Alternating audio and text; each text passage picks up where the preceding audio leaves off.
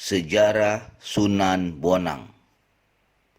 Setelah Sunan Gresik dan Sunan Ampel, syiar Islam juga dilakoni oleh Sunan Bonang alias Syekh Maulana Makdum Ibrahim atau Raden Makdum Ibrahim. Sunan Bonang adalah putra dari Sunan Ampel dan cucu dari Sunan Gresik yang lahir pada tahun 1465 Masehi.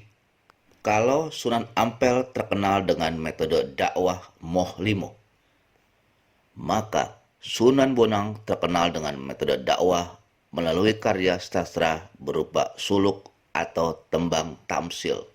Salah satu karya sastra Sunan Bonang yang sampai kini masih dikenal adalah lagu Tombo Ati, yang berarti obat hati atau penyembuh jiwa. Melalui lagu Tombo Ati, Sunan Bonang memberikan nasihat kepada setiap umat Islam untuk selalu mendekatkan diri kepada Allah Subhanahu wa Ta'ala dengan menjalankan 5 hal, yaitu: 1. Membaca Al-Quran dan artinya. 2. Mendirikan sholat sunnah malam seperti sholat tahajud dan sholat witir. 3. Berteman dengan orang yang soleh. 4. Menjalankan puasa. 5. Berzikir di malam hari. Sejak kecil, Sunan Bonang telah diajarkan tentang Islam oleh ayahandanya, yaitu Sunan Ampel. Ketika berusia remaja, Sunan Bonang melakukan perjalanan ke Pasai, Aceh, berguru kepada Syekh Maulana Ishaq. Dari Pasai, Sunan Bonang diperintahkan ayahandanya, Sunan Ampel, untuk berdakwah di daerah Tuban, Jawa Timur. Sunan Bonang kemudian mendirikan pondok pesantren sebagai pusat dakwah dan menyebarkan agama Islam dengan mengakomodir adat istiadat Jawa.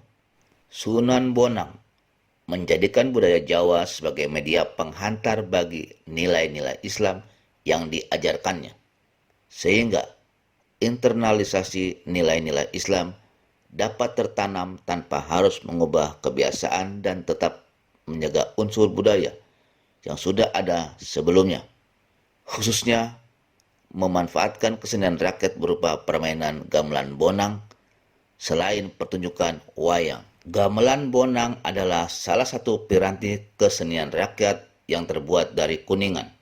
Bentuknya bulat, dilengkapi dengan benjolan di tengah. Piranti kesenian ini dibunyikan dengan cara ditabuh menggunakan kayu kecil, sehingga menghasilkan suara yang merdu dan enak didengar. Selain melalui piranti kesenian berupa gamelan, Sunan Bonang juga mensosialisasikan ajaran Islam melalui pertunjukan wayang.